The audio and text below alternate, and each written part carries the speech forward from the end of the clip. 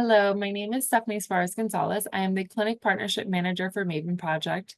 Thank you all for joining us today, and thanks to our friends at Lynn Community Health Center in Massachusetts for requesting today's session, Hypertension Update 2024 with Dr. Charles Schulman. Dr. Schulman is a senior physician emeritus who recently retired from active practice after 53 years, but continues to teach and consult. In addition, he has been practicing non-invasive cardiology since 1970. Dr. Schulman's scientific articles and abstracts have appeared in the New England Journal of Medicine Circulation and the American Journal of Cardiology and the British Heart Journal. His research interests include the treatment of hypertension, congestive heart failure, and hyperlipidemia. And with that, I'll pass it on to Dr. Schulman to begin our session. Thank you very much, Stephanie, and good morning, everybody. Um, I just found out that you guys are up in Lynn. I'm in Newton. And if you were listening before we started this, I was extolling the virtues of the Boston Symphony's summer programs at Tanglewood in Lenox, Mass, which I recommend to everybody. Now, let's let's get down to business. So we're going to talk today about hypertension and some of the aspects of managing it that you may or may not be aware of, but you'll see what I have to say. This is a CME talk, so this is the disclosure. None of the people that have anything to do with this program have any conflicts of interest. The talk is you can receive 1 hour of CME Category 1 credit for this session. So to start, we go back to what I would call the dark ages, the olden times when there was no real treatment for hypertension. And this is some information and the clinical course of Franklin Delano Roosevelt, President of the United States. And at the time, when he was 55, he was noted to have systolic hypertension. When he was 59, his blood pressure was 188/105. 2 years later, it was, his systolic pressure was in the 200s. And in 1944, his pressure was 240/130. He had heart failure. And then in April of 1945, he died from a cerebral hemorrhage. And it's, the doctors had no idea that this would happen, right? Quote, came out of a clear sky. Well, things have certainly changed since then. There are a lot of things we can do to try to prevent all of these things from happening. The learning objectives for this talk are that we'll talk about blood pressure goals. We'll talk about proper technique when measuring blood pressure. We'll talk about strategies for initial and subsequent non-pharmacologic and pharmacologic management. And then we'll talk about secondary drivers and causes of hypertension, including hyperaldosteronism. Hypertension is a pervasive problem in the United States and around the world, really. It's estimated based on a blood pressure of 130/80 that over 40% of adults in the United States have hypertension, and most of those are not controlled. In 2021, the most recent year that this data was available, 124,000 deaths occurred in the United States with hypertension as a primary cause, and of course, it is expensive. The prevalence of hypertension increases with age. And so at the younger ages, you see the prevalence is much lower. After, by the time you're 65, the prevalence is in the 70% range. And for people over 75, hypertension is noted in over 80%. And it leads to consequences, as shown already in the example of FDR. So this is an old study. It's a 20-year-old study, a meta-analysis of 61 studies, hypertension studies involving more than 1 million adults, and it relates blood pressure and age to ischemic heart disease mortality. So there are a series of curves, as you can see here. This is systolic, diastolic curves are similar, so there's, different graphs at different ages.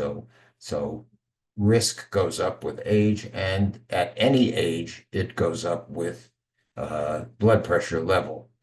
The risk of cardiovascular death doubles for every 20 over 10 millimeters of mercury increases, starting as low as 115 over 75. This is more modern data, or well, more modern. This is more recent data, demonstrating that there's an association between blood pressure and cardiovascular risk, so that when you go from normal to elevated to hypertension, the risks of mortality, stroke, coronary heart disease, and myocardial infarction all increase. Now, this is one of the few trials that I'll show you. The SPRINT trial really changed our ideas about blood pressure goals.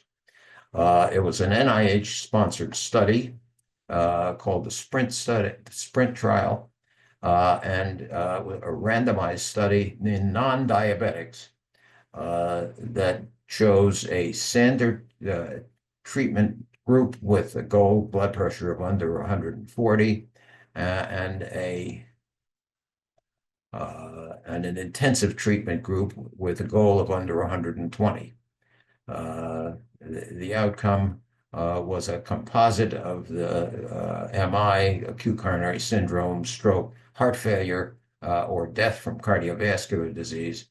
And of note, 28% of these folks were over the age of 75, and 30% of them were African American. And there was a statistically significant difference in the primary outcome that I just told you, and in all-cause mortality, reduced 25%. In the cohort of people over the age of 75, the results were even better, 34% relative risk reduction. Of course, in a big group like this, there are potential side effects. Hypotension and falls are the only ones that were statistically significant. This is a more recent trial performed in China, again with two randomized groups, standard treatment and intensive treatment, and showing a similar result. The hazard ratio was reduced by 26%. Oops. So there are a couple of questions to ask before you measure somebody's blood pressure.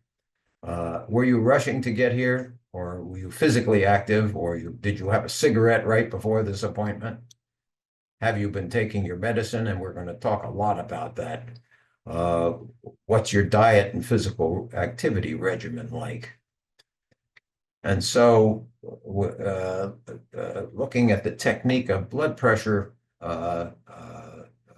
assessment, we have a picture of a medical assistant, I assume. I don't, that's an assumption. I don't know that, taking somebody's blood pressure. But what's wrong with this picture? Put your answers in the chat.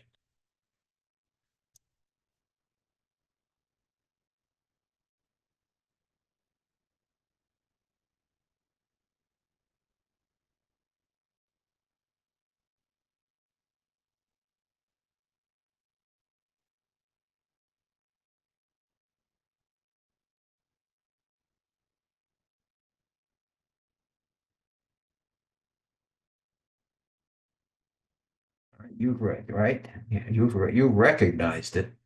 Um, his legs are crossed. Well, let's just show you this. In order to take blood pressure properly, you should empty your bladder, sit in a chair, back supported, feet on the ground, not without, not legs not crossed, uh, uh, not drinking coffee, not talking, and with a cuff at about heart height on a bare arm. So all of those things are important in measuring blood pressure. Now, what's the guideline for the blood pressure goals that we're aware of? And they go back to 2017 when a new guideline was published by the American College of Cardiology, American Heart Association.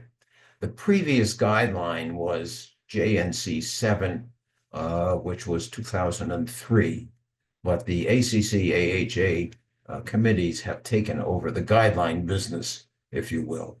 120 over 80 has always been considered to be normal.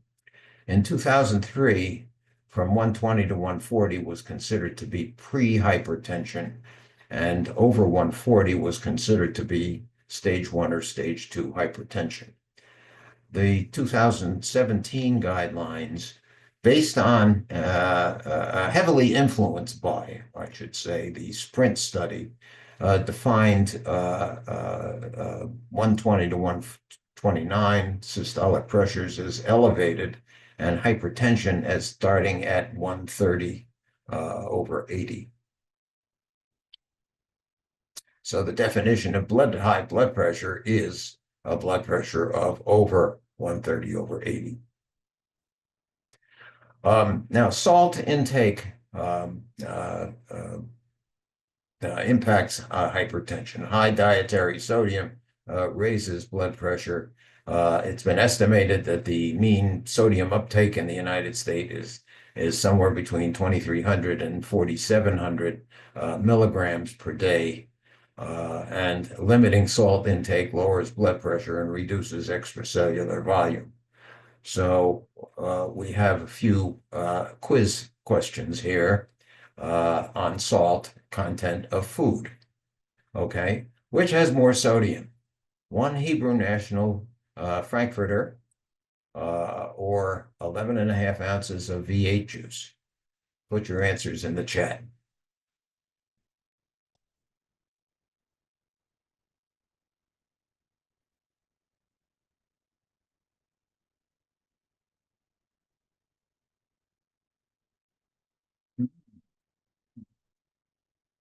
You guys are on the ball here. The answer is the V8 juice. Has 920 milligrams of sodium in a can, in a 12-ounce can. Okay. How about this one? One Panera Bread Southwest Caesar salad with chicken or a slice of pizza.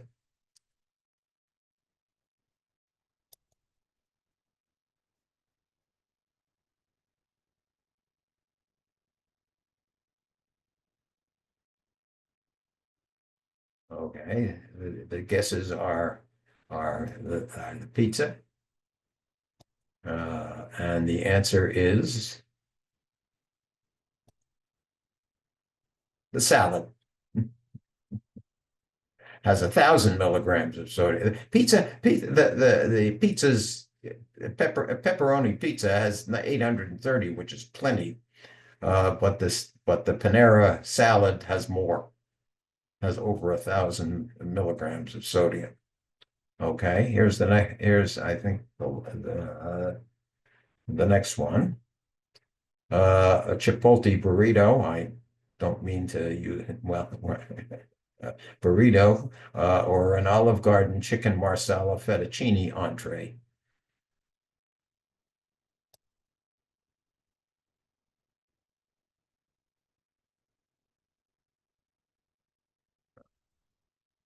We have some people who think it's the Olive Garden, and people who think it's the burrito. Right, mixed responses, and the answer is the burrito. 2,860 milligrams of sodium. That's more than one ought to take in a day. The chicken fettuccine entree also has plenty, 2,500, but the burrito has more. And this is the Salty Six, the American Heart Association. You know, some of the worst offenders: bread and rolls, pizza, sandwiches, cold cuts and cured meats, soup. All right, cans, especially canned soups, burritos and tacos. And I'll go back here, and you can see that if you cut down on the salt, you'll reduce blood pressure, whether you have pre-hypertension or hypertension, and whether you're African American or non-African American. Okay, so cutting down on the sodium makes a difference.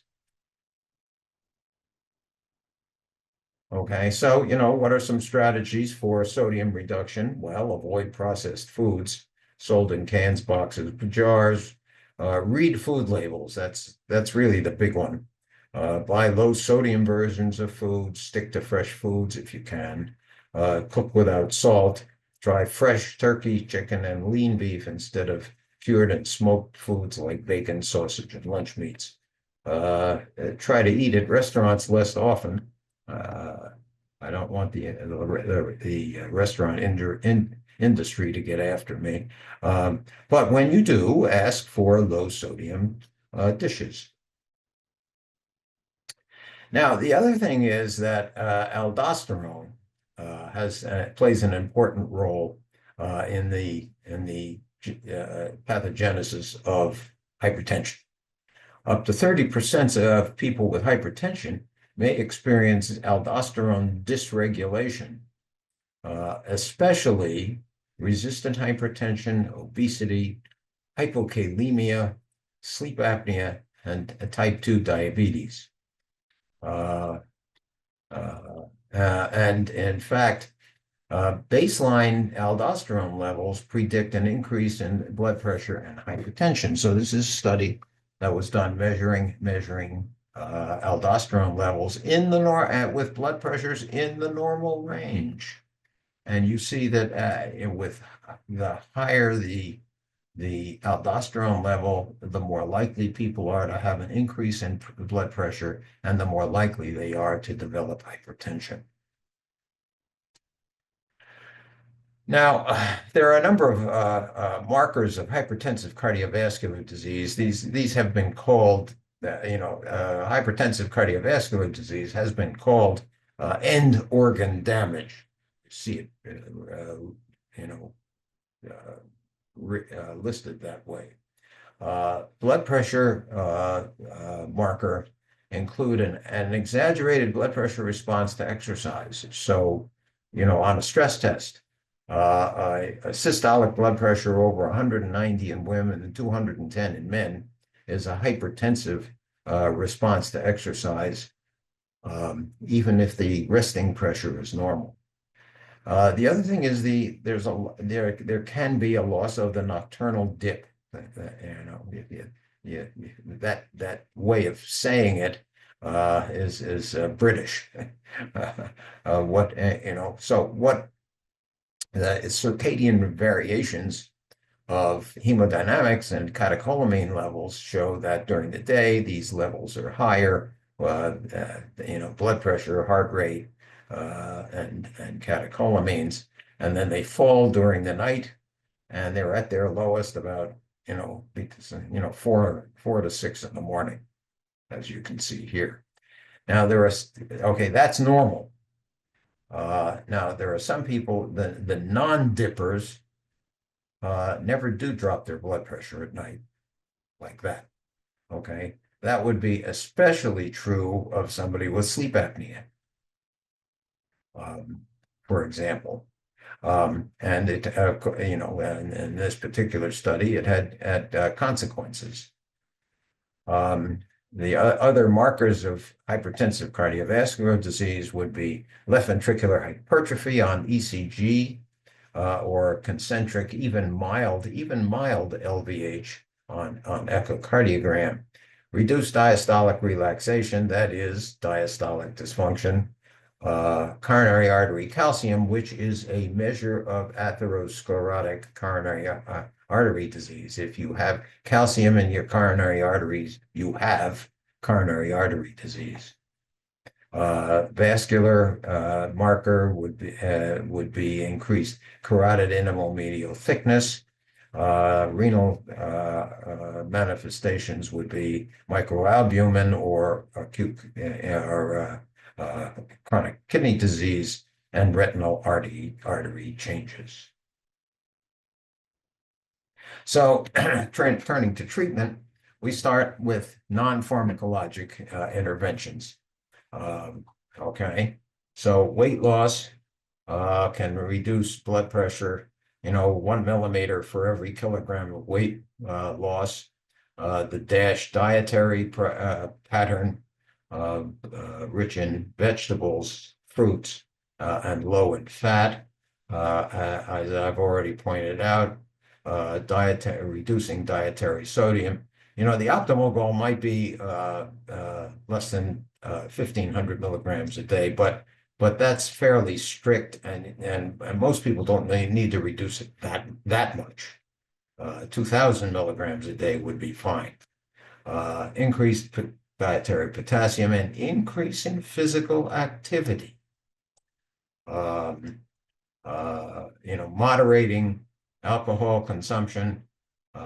So for men, less than 2 drinks a day, women, less than 1 drink a day, and CPAP for obstructive sleep apnea has been shown. If you wear your CPAP mask for more than 4 hours a night, the overall blood pressure reduced by 9 millimeters of mercury, but the nocturnal blood pressure reduced by 7 millimeters of mercury. So that would imply a non-dip that became treated. Now here are two other studies which show weight loss and its effect on blood pressure. So this is a 5-year follow-up of bariatric surgery, and at the end of the 5 years, with a weight loss of 55 pounds, almost half of the people were not on blood pressure medicine anymore. And this is a study of tirzepatide, 36-week follow-up, showing the reduction of both daytime and nighttime blood pressures. This is placebo. This is the treated group. So with the weight loss of the GLP-1 agonist, you get a benefit in terms of blood pressure reduction. In terms of physical activity, the physical activity guidelines are move more and sit less, and everything counts. Right. No matter what you do, everything counts. If you decide to walk to the tee, or not walk to the, walking to the tee, and instead of getting a ride will make a difference. Even that, going up and down the stairs at home makes a difference. All of it counts. The goal as set out by the guidelines is 50 or 30 minutes 5 times a week of moderate physical activity. And physical activity helps prevent 8 types of cancer, reduces the risk of dementia, reduces all-cause mortality, heart disease, stroke, high blood pressure, type 2 diabetes, and depression, and improves bone health, physical function, and quality of life. So being more active rather than less active makes a difference, right? The Heart Association admonition is, quote, move more. And for older people, physical activity also lowers the risk of falls and injuries from falls because balance improves. And so what I have done, at least back in the days when we wrote prescriptions on prescription pads, is to write the exercise prescription. There it is, right there, exercise prescription. It involves frequency, intensity, and duration.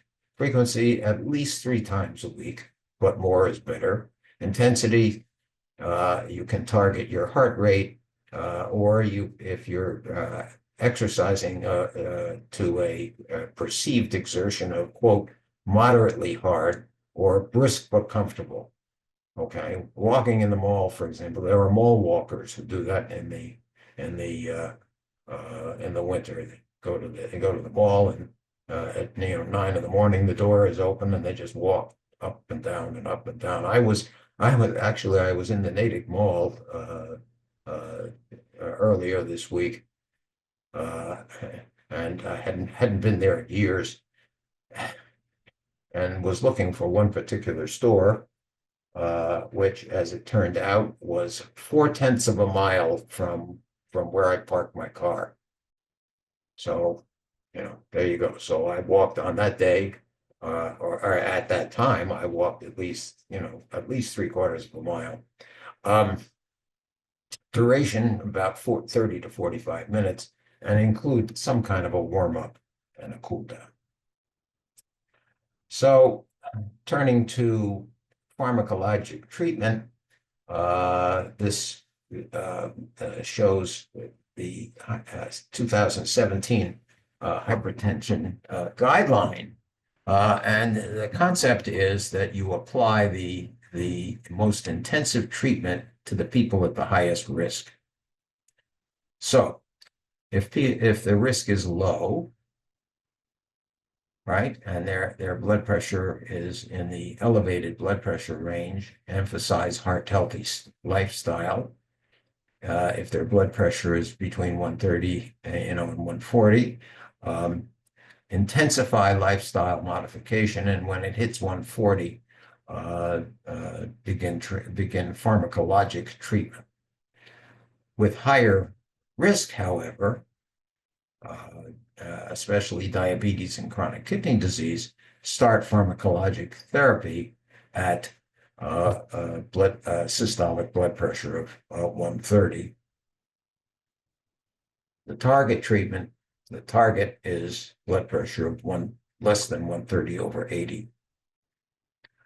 A number of other organizations have, when this was written, didn't exactly buy into it, but they kind of come around to the idea that this is what it should be. We're going to talk about hypertension and diabetics a couple of slides from now, and you'll see that the blood pressure goals is the same, 130/80.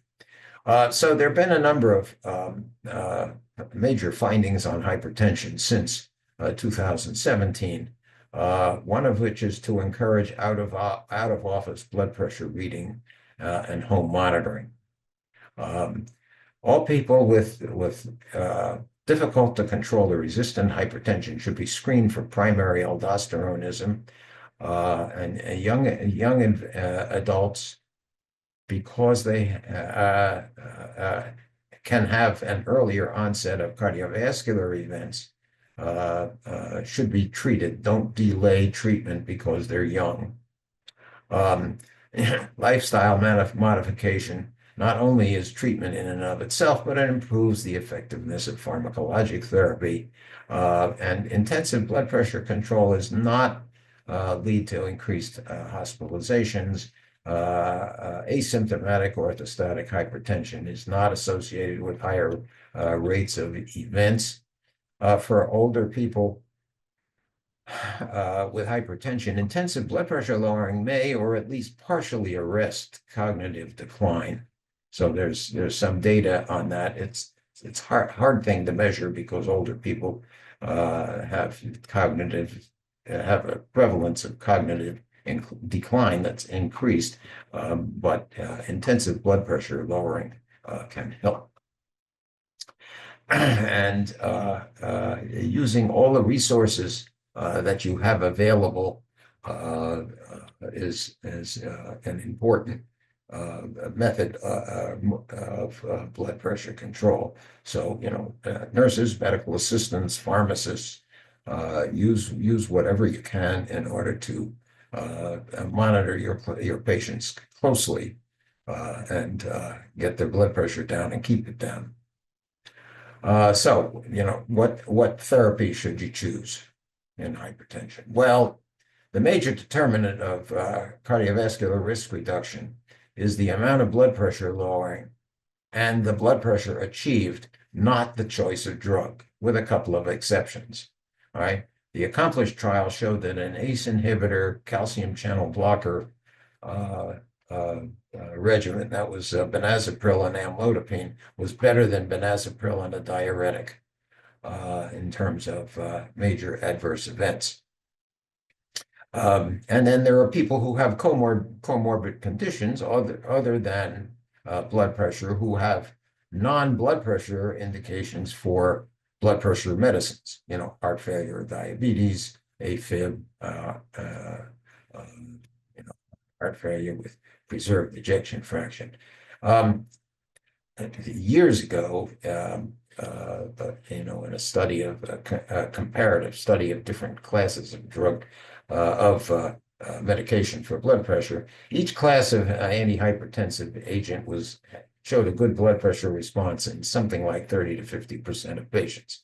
But there's a lot of variability, and the response to the second drug would also be about the same. But this shows that it doesn't matter which of the medicines you choose. This is a 25-year follow-up of the ALLHAT trial, 32,000 patients, and chlorthalidone, amlodipine, and lisinopril had the same rates of cardiovascular disease mortality. So what's the approach? Well, for starters, it depends on what the blood pressure is. If the blood pressure is over 150/90, initiate an ACE plus a dihydropyridine calcium blocker. If it's not, it's under 150/90, if there is a protein in the urine, initiate an ACE inhibitor or an ARB. If there is not, you have a choice, either an ACE or an ARB, or dihydropyridine calcium channel blocking agent. In any case, if you don't achieve the goals, in the case of single drug treatment, add the other one. If it still remains uncontrolled, add a thiazide. Reassess after 2 to 4 weeks. Don't let it go 3 months. Try to have the patients assessed in a frequent range, and that's where utilizing non-physician help leads to better outcomes. Avoid a therapeutic inertia, right? Patient comes in, his blood pressure is too high, and nothing changes. I'm going to say this again, combination therapy of two is better than a maximum dose of one medicine. And the most common causes of a lack of response are medication non-adherence is the biggie, the white coat effect, and improper measurement. But medication non-adherence is the most common cause of lack of response. This just shows that indapamide or chlorthalidone are better than hydrochlorothiazide. They're stronger. They give lower blood pressures, and so there's some data in favor of reducing events, but a more recent study than this showed that there wasn't a difference. So, but if you want to get the blood pressure, since the blood pressure itself is the major determinant of the events, you want to get the blood pressure down. These are recommendations from the American Diabetes Association for diabetics with hypertension, and they're really quite similar. Start with lifestyle manifestation, no matter what, management rather, lifestyle management, no matter what the blood pressure is. If the blood pressure is between 130/80 and 150/90, start one agent, and then, depending on which, depending on whether there's albuminuria or coronary disease, would depend on whether you should start an ACE or an ARB, or you can choose ACE, ARB, CCB, or diuretic. If blood pressure is greater than 190, start two agents. Again, the goal is a blood pressure of under 130/80. And if it's, if the treatment is tolerated and the target therapy is achieved, continue therapy. If you're not meeting a target, add the other agent, add diuretic, and we'll talk in a minute or two about resistant hypertension. Okay, so there are a number of secondary drivers of hypertension, which include chronic kidney disease, medications like NSAIDs, right? This one is important because you often don't know the people are taking these. If you have some, you twist your ankle and you take ibuprofen once, that's not going to have much effect. But if you're taking these drugs on a daily basis, yes, it does make a difference. Stimulants, ADHD meds, sleep apnea, and primary hyperaldosteronism, which you should look for in patients who have severe or resistant hypertension, hypokalemia, sleep apnea, and unexplained atrial fibrillation. One of the causes of unexplained atrial fibrillation. Okay, now there are some people who have what's called resistant hypertension. That is blood pressure of over 130/85 despite 3 or more drugs. But before you make that diagnosis, exclude secondary hypertension, right? Like, exacerbated by other drugs or diseases, renovascular hypertension, for example. Pseudo-resistance meaning hypertension due to a lack of medication adherence or poor technique.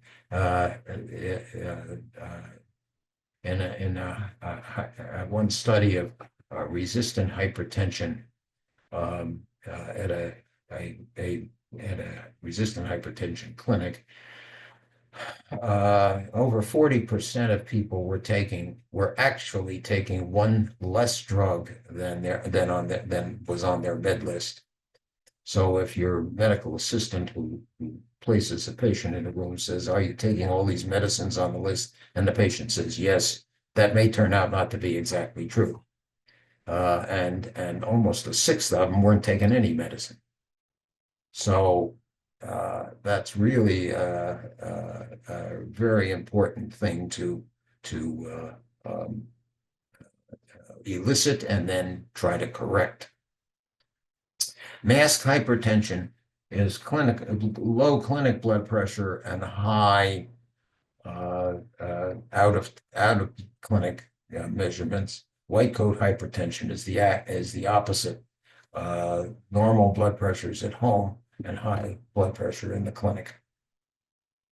Now, how do you manage resistant hypertension that's truly hypertensive? Well, first, maximize the doses of your first-line hypertensives and use drugs that have complementary mechanisms of action. Um, uh, okay. Optimize your diuretics. So if the patient is on hydrochlorothiazide, you can change them to chlorthalidone or indapamide. Use best-in-class medications. That's what I'm talking about. And losartan, which is the commonest used ARB, is not as effective a blood pressure lowering drug as valsartan or olmesartan, which have longer half-lives. You could consider Entresto. I think it'd be difficult to get an insurance company to approve it if the patient doesn't have heart failure, but it is a good blood pressure lowering medicine. And if you have, in the situation where you have very high potassium, and the only way to control their blood pressure may be to consider potassium binders. Then use strategies that promote adherence, such as long-acting medicines or combination tablets. And again, you need a protocol for interval follow-up and escalation of therapy. If these aren't enough, the next choice is a mineralocorticoid antagonist like spironolactone. So there are some people who are very sensitive to that therapy, and you'll get a remarkable blood pressure response just by adding a spironolactone. Others not so much. If gynecomastia develops, use a plironone. If that, the next choice after that is a beta blocker, and I would consider carvedilol, perhaps long-acting carvedilol, because it's only once a day. And after that, an alpha blocker like clonidine. The patches are better than the tablets because there's less rebound. And then the latest that I have seen is to consider an SGLT2 inhibitor. You may get blood pressure lowering that you didn't expect. Okay, so here is a 53-year-old asymptomatic African-American man with hypertension and diabetes who came to Florida from the Bahamas. He was seen in one of the clinics in Florida, and this was a question that I received through MAVEN, through a MAVEN consult. So his history is that he'd been treated for hypertension with valsartan, hydrochlorothiazide, and nifedipine, but he'd been in Florida for 2 months and hadn't taken his medicines at all. In addition, his A1C was 10.2. When he came in, his blood pressure was 226/135. His exam was otherwise totally normal. So what would you do? Send him to the ER for a hypertensive emergency, order an ECG and basic labs, order an echo looking for LVH, order a nuclear stress test, restart his meds, and follow up in 2 weeks. Put your answers in the chat. You can just give me the number.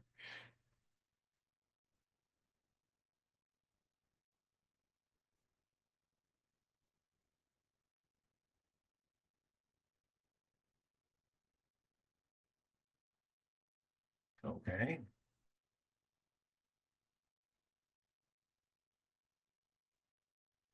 Okay. Again, you guys are on the ball. Do not send him to the emergency room for a hypertensive emergency, because this is not a hypertensive emergency. A hypertensive emergency is a high blood pressure, but with symptoms. hypertensive encephalopathy, an intracerebral hemorrhage, a stroke, an acute MI, acute left ventricular failure, unstable angina, a dissecting aneurysm, acute renal failure, and eclampsia. So this fellow does not have a hypertensive emergency. This used to be called a hypertensive urgency, but in fact, it's probably just uncontrolled hypertension. Sure, he should have an EKG in basic labs. He should have an echo looking for LVH anyway. A nuclear stress test is not indicated, and I would not do it. He has no chest pain. And yes, this is really the real answer to this question is restart his meds and follow up in 2 weeks. Okay, so my approach to hypertension and hypertensive goals is, first, don't let controversies about blood pressure goals keep you from initiating treatment. If you think the blood pressure ought to be 140 instead of 130 or 130 instead of 1, but the patient's blood pressure is 160, treat it. Don't let the patient tell you, well, you can let the patient tell you that I've always had high blood pressure, but don't let that keep you from trying to lower it. All right. You have to explain that even though it's, quote, always been high, end quote, it still needs to come down. Reducing blood pressure is a preventive treatment. So patient feels okay. You want to prevent heart attacks and strokes. I use a stepwise approach, aim for a systolic pressure of 130. If you can get that without side effects, aim for 130. Smaller doses of 2 drugs may be more effective than pushing 1 drug to the max. Again, don't let therapeutic inertia keep you from changing or up-titrating medications. And so we close with Roger Blumenthal's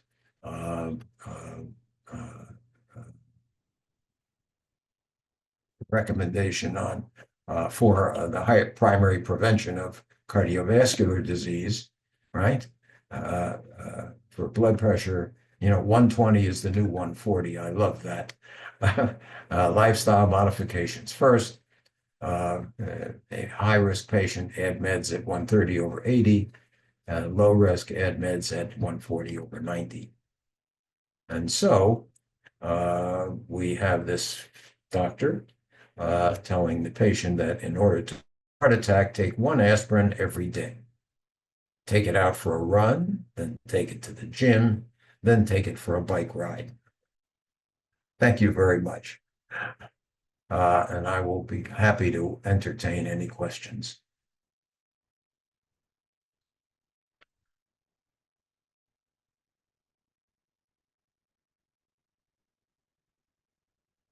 All right. So as we're at the end, we have about 10 minutes left. If there are any questions, please feel free to use the Q&A or drop it in the chat for any questions. So, and it looks like you already have one, Dr. Schulman. We have a question. Okay. Yes. It says, how do you approach elevated DBP? Diastolic pressure, but normal systolic pressure. Good question. I have concentrated on systolic pressure over the years. I think the evidence in favor of, the evidence that shows that systolic pressure is more predictive of eventual cardiovascular disease than diastolic pressure has informed my treatment.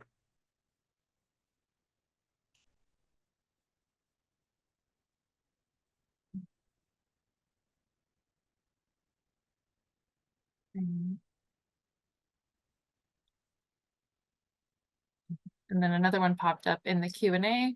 Does LVH on echo or EKG affect your medication decisions or only the BP goal? Left No, it doesn't affect the medication indications. Probably an ACE or an ARB would be more indicated under that circumstance. But yeah, the concept is that you need to get the blood pressure down.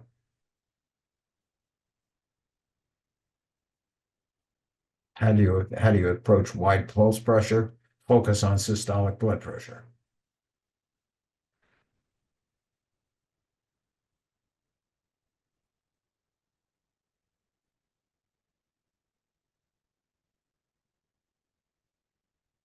Yeah.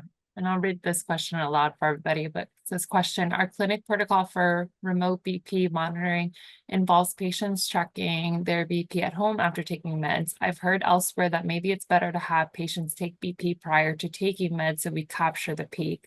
I'd like to hear your thoughts about this. Yeah, I would take it before. Well, or if you want to, I would take it before. If you take it after, you don't know.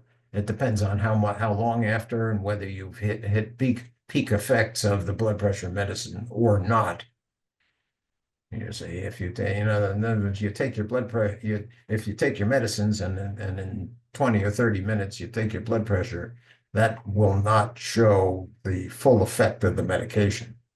You'd really want several hours uh, in order to see the full effect of the medication.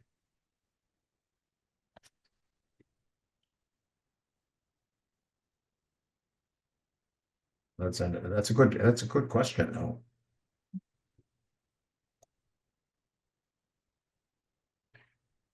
And as we're waiting for a few more questions, I am dropping some reminders in the chat.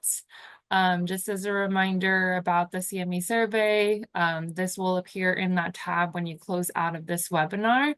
We really do appreciate you taking a few minutes just to complete this, as well as the this provides feedback to us. And it will also give you that CME credit.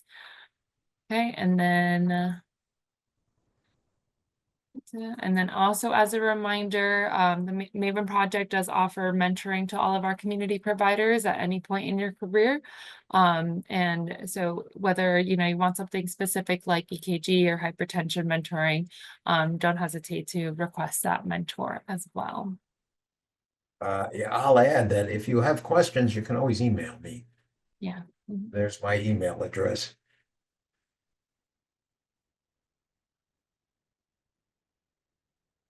All right. Any other questions?